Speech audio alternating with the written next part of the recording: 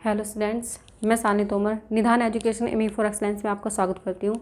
Students, आज हम present indefinite tense के निगेटिव सेंटेंस समझेंगे। आइए आज की अपनी क्लास स्टार्ट करते हैं।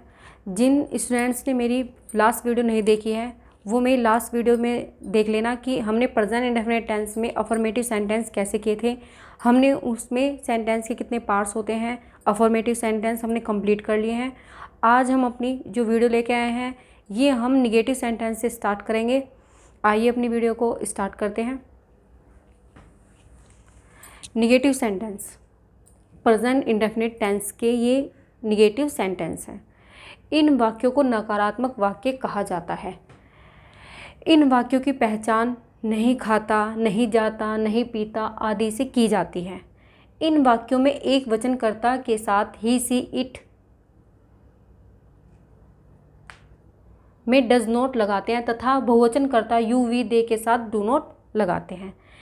इसका जो हम रूल्स रखते हैं वो बहुत ही सिंपल सा है। पहले आप सब्जेक्ट रखोगे प्लस डू या does plus not plus verb की फर्स्ट फॉर्म प्लस ऑब्जेक्ट।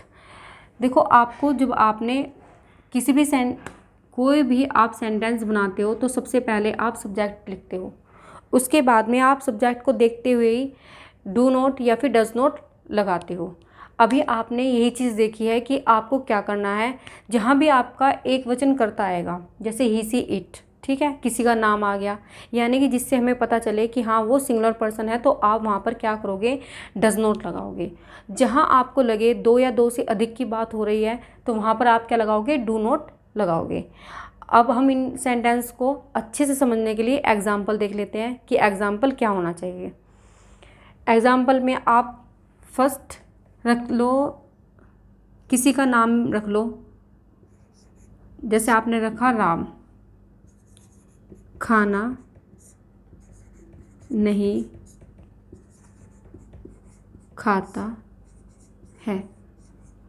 आपने सेंटेंस रखा है राम खाना नहीं खाता है। तो आपको क्या करना है, सबसे पहले आप सब्जेक्ट देखेंगे कि सब्जेक्ट क्या है, उसके बाद में आप वर्ब लिखोगे और उसके बाद आप ऑब्जेक्ट लिखोगे। देखो, आप ना एक चीज़ का और ध्यान रखना, जहाँ आप में इसमें डज नॉट या डू नॉट ये सब चीज़ लगनी स्टार्ट हो गया ना, तो ये किसी मेन वर्ब के साथ में ही नोट लगता है। तो आपकी यहाँ से मेन वर्ब यानी मुख्य क्रिया का आप यहाँ पे स्टार्ट कर दोगे लगाना।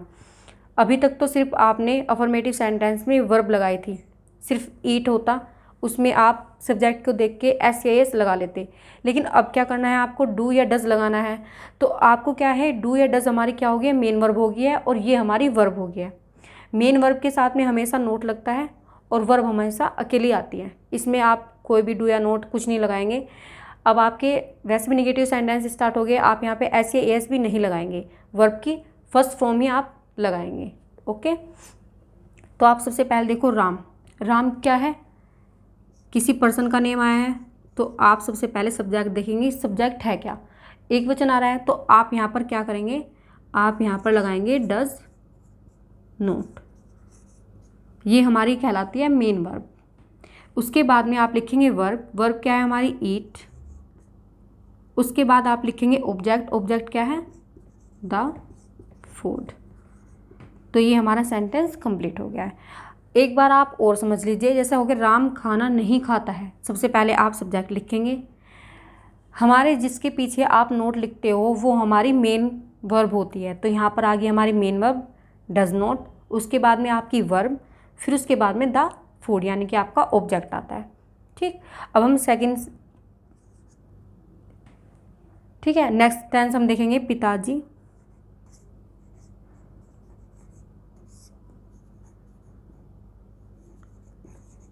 अखबार नहीं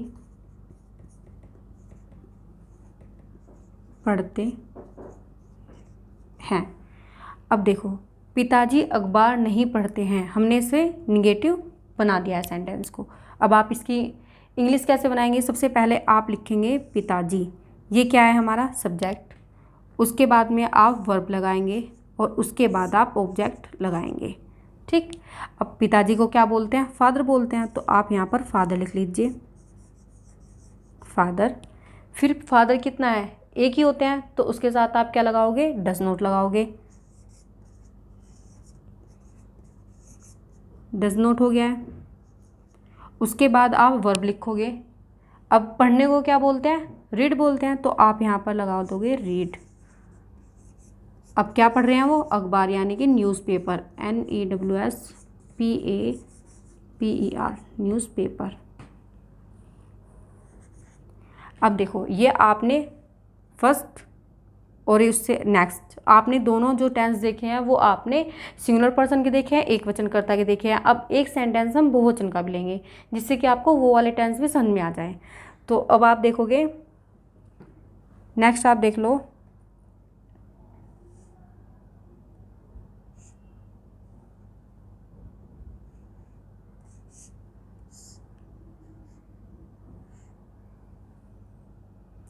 वे नदी, नदी की जगह आप गंगा भी कर सकते हो। वे गंगा में नहीं नहाते हैं। आपने सेंटेंस रखा वे गंगा में नहीं नहाते हैं, तो आप सबसे पहले क्या लिखोगे, सब्जेक्ट, उसके बाद में आप वर्ब और उसके बाद आप लिखोगे ऑब्जेक्ट। ठीक है, सब्जेक्ट हमारा क्या है, वे को क्या बोलते हैं, दे, वे को दे बोलते हैं, तो आप पहले दे की लिखोगे कि दे। उसके बाद आप वे की बात हो रही है, तो वे कितने हैं, आपको ये बहुवचन है क्योंकि वे में ये नहीं पता हमें कि कितने हैं, तो आप यहाँ पर लिखोगे डू नॉट। डू नॉट, नहाने को क्या बोलते हैं, बात, तो आप यहाँ पर लिख लेंगे बात। अब वो किस में नहीं नहा रहे, उसमें गंगा में नहीं नहा रहे, तो आप यहाँ लिखोगे इन द गंगा।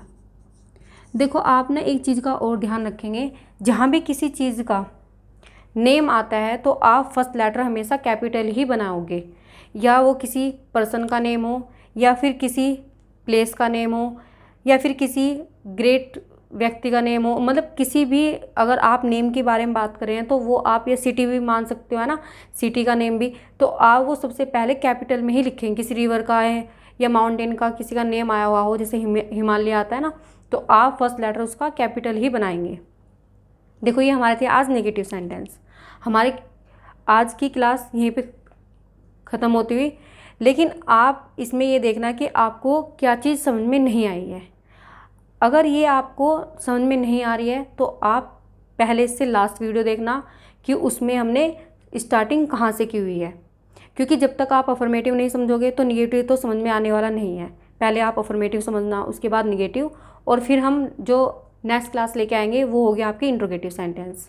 ठीक है, अब जितने भी आप छोटे स्टूडेंट से लेके बड़े स्टूडेंट्स तक है, जिनको भी सेंटेंस बनाने नहीं आते हैं, वो आप ये छोटी सी कोशिश मेरे साथ करके देखना, आपको सेंटेंस बनाने भी आ जाएंगे और आपको ट्रांसलेशन भी बड़ी अच्छी तरीके से आ जाएगी।